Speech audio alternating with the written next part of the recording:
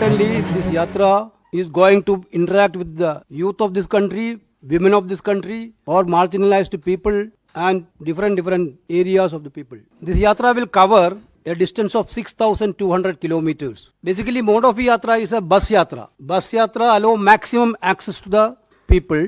This Bharat Nyaya Yatra is going to be also a most historic yatra.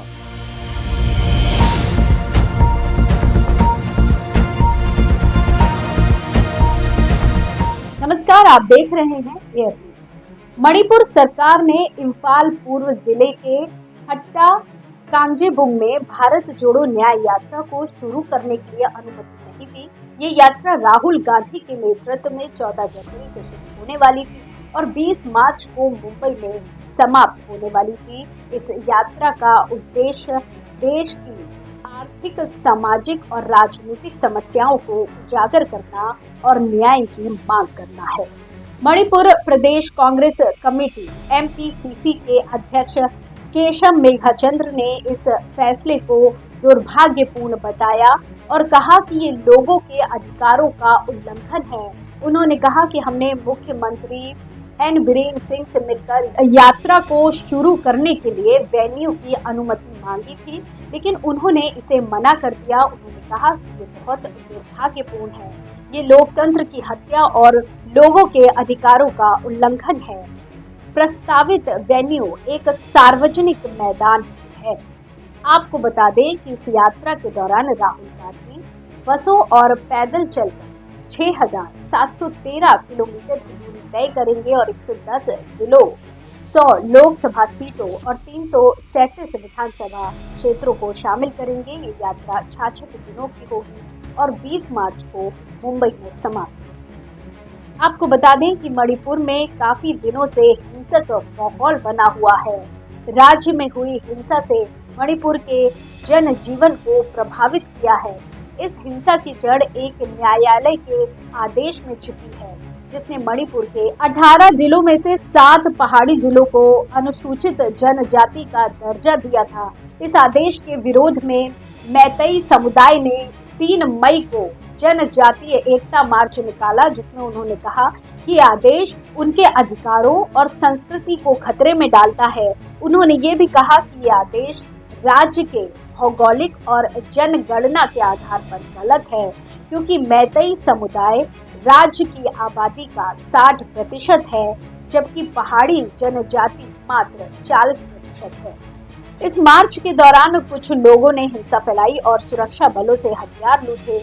इसके बाद cookie समुदाय ने भी इस आदेश का समर्थन करने के लिए प्रदर्शन किया और कहा कि वे अपनी जमीन और अधिकारों की रक्षा करेंगे। इस प्रक्रिया में कई घरों और वाहनों को आग लगाई गई और कई लोगों को मार डाला गया। सरकार ने इस हिंसा को रोकने के लिए कई कदम उठाए।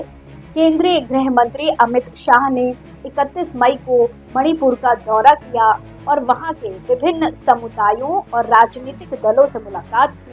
उन्होंने शांति और सद्भाव की अपील की और लोगों को अपने घरों में वापस आने का आश्वासन दिया। उन्होंने ये भी कहा कि सरकार मणिपुर की शांति और समृद्धि के लिए प्रतिबद्ध है। उन्हें शांति भंग करने वाली किसी भी गतिविधि से सख्ती से निपटने का निर्देश दिया। आपको बता दें कि राज्य सरकार ने इस हिंसा के पीड़ितों के लिए कई मुआवजे और राहत कार्यों का ऐलान भी किया। उन्होंने कहा कि हर मारे गए व्यक्ति के परिवार को 10 लाख रुपए का मुआवजा, एक सदस्य को नौकरी और एक घर दिया जाएगा।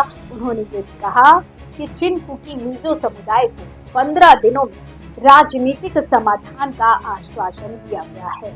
उन्होंने अफवाह दूर करने के लिए BSNL की टेलीफोन लाइन को भी शुरू करने का भी निर्णय लिया। वैसे मणिपुर में जारी हिंसा एक गंभीर मुद्दा है, जिसका समाधान जल्द से जल्द निकालना चाहिए। इस हिंसा के पीछे के कारणों को समझने और उन्हें हल करने के लिए सभी समुदायों और राजनीतिक दलों को एकजुट होकर काम करना होगा। सरकार का भी फर्ज है कि वो लोगों की सुरक्षा और न्याय की गारंटी दे और उनके आर्थिक और सामाजिक विकास के लिए कदम उठाए। हमें उम्मीद है कि मणिपुर में जल्द ही शांति और सद्भाव का वातावरण बनेगा और लोग अपने जीवन को फिर से आनंदित करेंगे। हमें उम्मीद है कि आपको मणिपुर की हालिया हिंसा और भारत जोड़ो न्याय यात्रा के बारे में ये जानकारी उपयोगी लगी होगी और हमें उम्मीद है कि आपको इन दोनों घटनाओं के बीच संबंध को समझने में सहायता मिलेगी। अगले वीडियो में हम आपके साथ भारत जोड़ो न्याय यात्रा के अन्य पहलुओं और उनके प्रभावों के बारे में और अधिक जानकारी साझा करेंगे। हम आपको इसके बारे में और गहराई से समझाएंगे कि कैसे ये यात्रा भारत की राजनीति और समाज को प्रभावित कर रही है। तो बने रहिए हमारे साथ न्यूज़ पर, और अगर आपने अभी तक हमें सब्सक्राइब किया है तो सब्सक्राइब करें और बेल आइकॉन पर क्लिक करें ताकि आपको हमारे नए वीडियो की सूचना तुरंत मिलती रहे। धन्यवाद और हम मिलेंगे अगले वीडियो में। तब तक के लिए दीजिए इजाजत।